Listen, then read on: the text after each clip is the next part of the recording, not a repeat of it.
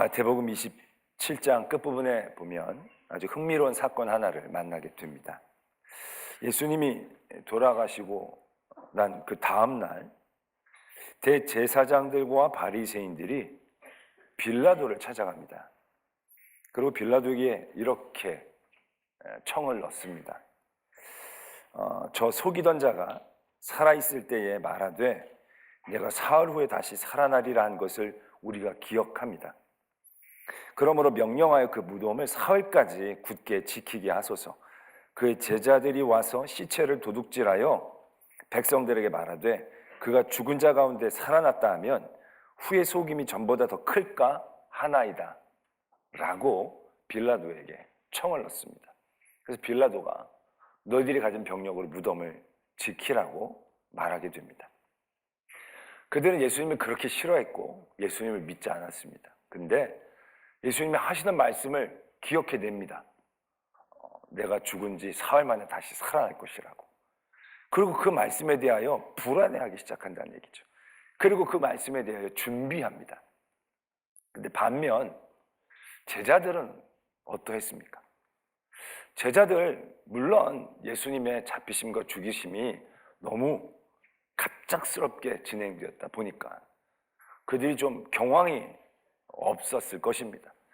아니 공황 상태에 가까웠다고 얘기해도 과언이 아닐 겁니다. 정말 꿈에도 생각하지 못했는데 순식간에 붙잡히고 순식간에 판결이 나서 순식간에 십자가에 달려 돌아가신 거죠. 그래서 갑작스럽게 예수님이 돌아가시고 나서 장사를 지낸 다음에 그래도 그 다음날까지 어느 정도의 시간적 여유는 있었습니다. 그 시간 동안에 이 대제사장들과 바리새인들도 생각해낸 걸 제자들은 전혀 기억하지 못하고 있다는 거죠. 기억해내지 못합니다.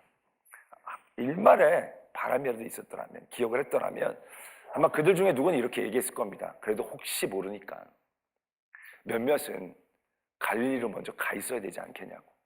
예수님이 내가 너보다 먼저 갈릴리로 가실 거라고 말씀하시지 않았냐고. 그러니까 한두 명이라도 우리 먼저 갈릴리에 가 있는 건 어떻겠냐고. 아니면 그건 너무 설레발이라고 친다면 그래도 혹시 모르니까 우리가 3일째 되는 날 무덤의 근처에라도 한번 가봅시다. 혹시 알아 예수님이 부활하셨는데 돌문이 무거워가지고 잘 못 움직이셔서 밖에 안에서 이렇게 두드리면 우리가 가서 내일 열어드려야 될 일들이 일어날지 혹시 누가 압니까? 그러니까 혹시 모르니까 진짜 혹시 모르니까 그 무덤 앞에라도 우리가 가봐야 되지 않겠느냐고. 그런 시도, 그런 계획, 그런 예상 있을 법도 한데 대제사장과 바리새인들은 예수님이 했던 말을 기억해내서 예상하고 대처를 했는데도 제자들은 아예 생각도 하지 못했다는 거죠. 아예 꿈도 꾸지 못했다라는 겁니다. 물론 대제사장들은 제자라는 존재들이 있기 때문에 어느 정도 대비해야겠다는 예상을 할 수도 있었을 것입니다. 그러나 제자들에게는 아무것도 남은 게 없었죠. 그들에게는 오직 예수 그리스도 한 분밖에 안 계셨는데 그분이 너무 갑작스럽게 돌아가시고 나니까 그분의 죽음으로 인해서 그 이전에 예수님이 했던 모든 말씀에 대해서도 그들은 모든 길을 잃어버리고 만 것을 우리는 발견하게 됩니다. 그날 아침에도 반응을 보였던 예수님의 제자들은 12제자 중에 있지 않았고 막달라 마리아와 다른 마리아라는 여인이 먼저 반응을 합니다. 이 두 분도 예수님의 부활을 기대하고 준비하려고 간 건 절대 아닙니다.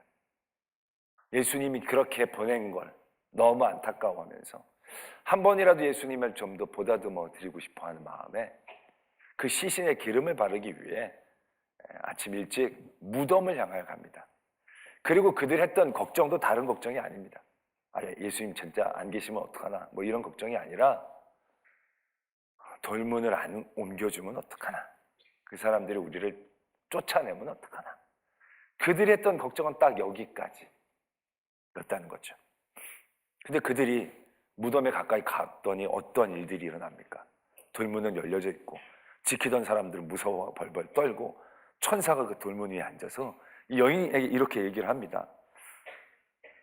여기 계시지 않고 그가 말씀하셨던 대로 살아나셨느니라. 부활의 사건과 부활의 능력은요, 우리에게 하나님의 일들이 일어나는 것이 우리의 예상하고 상상할 수 있는 영역 안에서 이루어지는 것이 아님을 다시 한번 확증해 주신 겁니다. 부활의 사건을 통해서 믿음의 영역이라는 것이, 우리가 믿어야 될 영역이라는 것이 내가 이해하는 만큼, 내가 예상하는 만큼, 내가 상상하는 만큼이 아니라 그 이상의 영역으로 하나님은 일하시고 역사하신다는 사실들을 우리에게 다시 한번 확증해 주신 사건이라는 거죠. 사람들은 무덤으로 가는 거예요. 무덤에서 찾아요. 이 뒤에도 예수님이 없다고 했더니 제자들이 갈릴리로 쫓아간 게 아니에요. 무덤으로 와요. 그 무덤에서 다시 확인하려고 하는 거예요. 아무도 안 계신 그 무덤에서. 그들이 생각할 수 있는 지경이 딱 거기거든요. 어떻게든 문제를 해결하려는 예상 범위 내에서 그들은 벗어나지를 못하는 거예요. 그런 우리들에게 하나님은 다시 한번, 하나님은 어떻게 역사하시는지, 하나님의 은혜를 어떻게 주시는지, 하나님의 능력의 지경이 어디까지인지를 다시 한번 분명히 나타내신 사건. 부활을 통하여 우리가 영생을 얻고 구원을 얻고 죄의 사망의 권세를 깨트린 놀라운 은혜를 얻었지만, 어떻게 보면 부수적으로 우리에게 있어서 믿음의 영역이 어디까지인지를 보다 확실하게 알게 해주시는 그런 은혜의 사건이 되는 것을 다시 한번 보게 된다는 거죠. 솔직히 부활 사건뿐만이 아니라요, 하나님께서 보여줬던 모든 믿음의 일들이요, 그렇게 우리의 영역을 뛰어넘고 그래서 우리가 보다 더 바라고 기대하게 해주시는 그런 은혜의 역사였다는 사실들을 우리 다시 한번 일깨워야 합니다. 엘리야 선지자가요, 이제 하나님께서 그를 불러 올리시려고 합니다. 모두가 그걸 예상을 하고 있었던 것 같아요. 그래서 엘리사가 엘리야를 쫓아다닙니다. 끝까지 함께 하려고 쫓아다닙니다. 엘리야가 됐다 그래도 끝까지 함께 쫓아다닙니다. 그랬더니 엘리야 선지자가 엘리사에게 이렇게 얘기합니다. 그래, 너 뭘 원하는데? 내가 너한테 뭘 해주면 좋겠냐? 그랬더니 엘리사 선지자가 이렇게 부탁을 합니다. 당신의 성령이 하시는 역사가 갑절이나 내게 있게 하소서. 엘리야가 놀라운 이적들을 많이 행했거든요. 그걸 아는 엘리사가 성령이 엘리야를 통해서 역사하셨던 그 역사가 갑절이나 내게 임하길 원합니다. 그런 부탁을 합니다. 그랬더니 엘리야가 이렇게 대답을 하죠. 네가 참 어려운 일을 구하는구나. 그러나 나를 너에게서 데려가시는 것을 네가 본다면 그 일이 너에게서 이루어질 것이다. 이렇게 이제 얘기를 하십니다. 그 말이 떨어지자마자 불말과 불병거가 나타나서 엘리야를 엘리사에게서 취해서 회오리 바람처럼 엘리야를 들어 하늘로 데려가십니다. 그 이후에 엘리사가 제자들에게로 돌아옵니다. 그때 선지자 생도들이 50명이 모여서 엘리사에게 이렇게 얘기합니다. 우리가 가서 이제 엘리야의 시신을 찾게 해주십시오. 엘리사가 말립니다. 아니야, 이거 그냥 들려 올라가신 거야. 그러나 선지자 상도들은요, 자기가 예상할 수 있을 그만큼만 믿는 거예요. 그들이 생각하기에, 예상하기에 들려 올라가는 건 없거든요. 영혼은 들려 올라갈지라도 사람이 하늘로 올라갔다는 언젠가는 떨어질 것이다. 딱 거기까지 이들은 믿은 거예요. 더 이상 상상해내지를 못하는 거예요. 하도 간청을 해서 성경이 뭐라고 적고 있냐면 그가 부끄러워하도록 강청했다는 거예요. 그래서 엘리사가 어쩔 수 없이 한번 찾아봐라. 그때 3일 동안 찾아도 찾지를 못하고 돌아온 거죠. 엘리사가 그 이후로 엘리야의 갑절의 영감을 받아서 갑절로 성령의 역사를 많이 베풀거나 갑절의 능력을 나타낸 건 그렇게 정확하게 적혀져 있지 않습니다. 수치적으로. 그러나 엘리야가 그 눈앞에서 하나님이 데리고 올라가는 그 상상할 수 없는 일이 이루어진 것을 보았을 때 이미 그의 상상력은 한계를 넘어섰죠. 그가 예상하는 그 예상을 넘어선 하나님의 역사 가운데 그의 영감은 이미 갑절의 영역에 도달할 수 있었다는 겁니다. 왜? 하나님이 여기까지 일하시는 분인 줄 알았는데 하나님이 여기까지도 일하시는 분임을 보았거든요. 그에게 하나님이 여기까지 일하시는 하나님을 믿을 때 그의 성령의 역사도 이만큼 이루어지는 것을 엘리사를 통해서 말씀하고 계신다는 얘기죠. 이스라엘 민족이 출애굽을 어렵게 했습니다. 애굽에서 나와서 가나안 땅까지 가는 길이 몇 가지 길이 있는데 해안을 따라 가는 길은 안전해 보이기도 합니다. 그런데 그쪽으로 보내지 않고 그냥 홍해 가운데 길로 인도하시는 거예요. 이해가 잘 되지는 않죠. 길이 있나 보다 했는데 웬걸요? 뒤에 애굽 군대가 쫓아와요. 이스라엘 민족이 예상하는 길이 아니었었어요. 예상할 게 아무것도 없어요. 이 바다 앞에서 배를 타야 되는데 이 많은 사람들이 탈 배가 갑자기 어떻게 나오겠어요? 그렇다면 뒤로 돌아서 애굽 군대와 싸워요? 그거는 승리할 가능성이 없는 거죠. 그들이 예상할 수 없는 길을 만났을 때 그들의 믿음은 완전히 떨어지죠. 그리고 절망과 원망만 남게 됩니다. 이때 하나님이 그들을 왜 글로 인도해 주셨는지를 하나님이 직접 보여주십니다. 하나님은 그들에게 하나님이 어떠한 하나님이신지를 분명하게 말씀하고 계시는 거예요. 하나님이 일하시면 너희들이 예측 가능한 곳에서 일하시는 하나님이 아니다라는 거예요. 너희들이 예상할 수 있는 것만 할 수 있는 하나님이 아니다라는 거예요. 너희들이 예상하지 못하는 일들이 일어나서 하나님이 아니신 게 아니라는 거예요.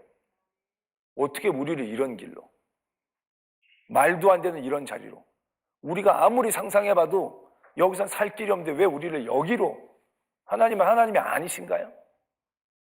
이렇게 생각할 수 있는 자리에서 하나님은 말씀하시는 거예요. 나는 너희들이 예상하는 대로 일하는 사람이 아니야. 그런 신이 아니야. 너희들이 상상하는 그 안에 갇혀있는 신이 아니야. 나는 너희들이 상상할 수 없는 일을 이루는 하나님이야. 너희들이 기대하지도 못하는 것들을 주는 하나님이야. 그걸 보여주시는 거죠. 그러고 나서 어떤 일들이 일어납니까? 바다가 갈라지는, 정말로 거기서 그런 방법은 꿈에도 생각해내지 못했을 것입니다. 하나님은 그들에게 죽을 위기를 넘겨주신 하나님만으로 남겨지는 것이 아니라 그들에게 예측과 예상과 상상을 벗어난, 그렇게 일하시고 그런 분량의 은혜를 주시는 하나님이심을 가르쳐 주시는 것, 그것이 하나님이 믿음의 자리에서 하나님의 사람들을 이끌어 오시는 방법이셨다는 것을 우리가 분명히 아셔야 합니다. 제자들 이해가 됩니다. 예루살렘에 예수님께서 입성하실 때만 하더라도 제자들은 많은 것들을 상상하고 예상할 수 있었을 것입니다. 그렇게 예수님을 다들 좋아하니까 야, 완전히 예루살렘을 찢었다, 뒤집어 놓았다, 이제 앞으로 그냥 일사천리다, 아주 이제 뭐 꽃길만 남아있겠다, 이렇게 사람들 좋아하고 뭐 이렇게 완벽한데, 만약에 예수님이 내가 죽을 거라고 말씀하시고 죽은 다음에 내가 다시 부활할 거라 말씀하시는데, 만약에 지금 그런 분위기는 아니지만 그런 일이 일어난다 하더라도 아마 모든 사람들이 슬퍼하고 안타까워하는 그런 죽음이 될 거다. 다들 예수님의 죽음에 눈물을 흘리고 애통해하면서 전국이 다 장례 분위기에 휩싸이고, 그러면서 그 돌아가심에 대해 모든 사람들이 애도하며 기대할 것이다. 그래서 3일째 되는 날에 예수님의 무덤에서 모든 사람들이 예수님이 다시 살아날 걸 기대하면서 바라보고 있다가 그 이전에 그 어떤 영광과도 비교할 수 없는 영광된 모습과 광경으로 예수님이 다시 살아나시면 게임 끝. 게임 끝. 제자들은 딱 요렇게 예상하고 상상할 수 있었을 것입니다. 그리고 그렇게 믿었을 것입니다. 그런데 처음부터 그들의 예상과 완전히 벗어납니다. 예수님이 붙잡히시는데 예수님을 죽이려고 했던 사람들에 의해서 붙잡히는 게 아니었다는 거예요. 제자 중에 한 명이 예수님을 팔아버린 거예요. 그렇게 동고동락하며 한 몸처럼 움직였던 제자 중에 한 명이 예수님을 판 거예요. 이건 예수님의 죽음에 대하여 그들에게서는 큰 명분을 상실하는, 예수님의 죽음이 참으로 부끄러운 죽음이 될 수 있게 만드는 그들이 예측하지 못했던 시작인 거예요. 처음부터 그들에게는 멘붕이 일어나는 거죠. 다시 정신을 차립니다. 그래도 사람들이 그냥 두지 않을 거야. 왜? 사람들이 그렇게 예루살렘에 입성했을 때 난리 쳤는데 아마 대제사장이 죽이려고 해도 백성들이 예수를 살려라 살려라 그럴 거야. 그들은 아마 이렇게 예상할 수 있었을 겁니다. 빌라도가 법정을 열었습니다. 그리고 사람들에게 묻습니다. 여기 그리스도라는 예수를 살려줄까? 아니면 강도하다가 잡힌 이 바라바를 살려줄까? 그런데 예상을 완전히 빗나갑니다. 그 어떤 누구도 예수님을 살려달라고 얘기를 하지 않는 겁니다. 모든 사람들이 한 목소리로 바라바를 놓아달라고 얘기하는 겁니다. 그들 아마 큰 충격에 빠졌을 겁니다. 이런 그림은 절대 아닌데 그냥 그렇다고 하더라도 이게 정치적인 어떤 입장에서 그렇다 하더라도 모든 사람들이 예수님의 죽음을 애도하며 아파하며 자기의 목숨을 아끼지 않고 그 행렬을 따라가기 예상했겠죠. 근데 웬걸요? 사람들이 예수님을 모독합니다. 조롱합니다. 침을 뱉습니다. 이건 아무도 예상했던 그림이 아니에요. 그 제자들 누구도 이런 죽음을 그려낼 수 있는 사람은 아무도 없었을 거예요. 상상조차 하지 못했던 예수 그리스도의 죽음의 모습들이 그들 눈앞에서 보여졌다는 얘기죠. 아마 그 가운데 그들은 모든 게 무너졌을 겁니다. 그들의 예상과 하나도 맞지 않는 예수님의 여정 가운데 그들은 정말로 공황 상태에 이르렀을 것입니다. 근데 여러분, 예수님이 제자들에게 내가 많은 사람의 안타까움 가운데 죽을 거라고 말씀하신 적이 있습니까? 내가 모든 사람들이 놀랄 만한 그런 영광된 모습으로 부활할 거라 말씀하신 적이 있으십니까? 예수님은 그렇게 말씀하신 적이 한 번도 없어요. 그런데 다 제자들이 그렇게 예상한 거예요. 그렇게 상상한 거예요. 자기 멋대로 예상하고 자기 멋대로 상상하고 자기 멋대로 되어지지 않고 자기가 상상한 대로 이루어지지 않으니까 그 다음 또 무너져 버리는 거예요. 길을 잃은 거예요. 그 이전에 예수님이 하셨던 모든 말씀에 대하여 신뢰할 수 없는 상태가 되어버렸다는 얘기죠. 그러면서 무덤에서 헤매는 거예요. 무덤에서 찾는 거예요. 무덤에 계시지 않을 텐데 무덤을 찾아와서 무덤을 확인하고 무덤가에서 맴도는 거예요. 예수님이 제자들에게 배신당한 게 아니라 나쁜 사람들에게 잡혀가지고 억울하게 잡힌 게 밝혀져야, 그래야 예수님의 죽음이 헛되지 않게 되는 겁니까? 예수님이 죽으실 때 빌라도는 사형 선고를 해도 사람들은 살려주셔야 됩니다. 예수님은 그런 분이 아니라고 막 소리치는 그런 예상 수순으로 가야 그의 죽음이 아름다운 죽음이 되는 겁니까? 그의 죽음이 능력 있는 죽음이 되는 겁니까?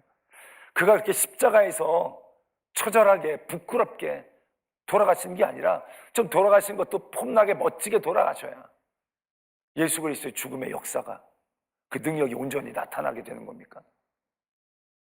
예수님이 부활하실 때 만민이 그 부활을 기다리고 만민이 부활을 다 예상하면서 그 앞에 찬송가를 불러야 그 부활의 능력이 제자들의 능력으로 나타나는 것입니까? 아니거든요. 우리는 이렇게 해야 이렇게 될 수 있을 것 같고 저렇게 해야 저렇게 될 수 있을 것 같은 예상을 하지만 하나님의 일하심은 우리가 예상하는 것과 같지 않거든요. 우리가 그려내는 대로 그려지지 않거든요. 우리가 예상하는 대로 그려지지 않는다고 한다라고 하나님의 일들이 멈춰진 것이냐? 아니다라는 겁니다. 예수님이 이 땅에 오심이 상상했던 길로 오시지 않잖아요. 왕궁에서 태어난 것도 아니고 말구유에서 어떻게, 그 진짜 말도 안 되잖아요.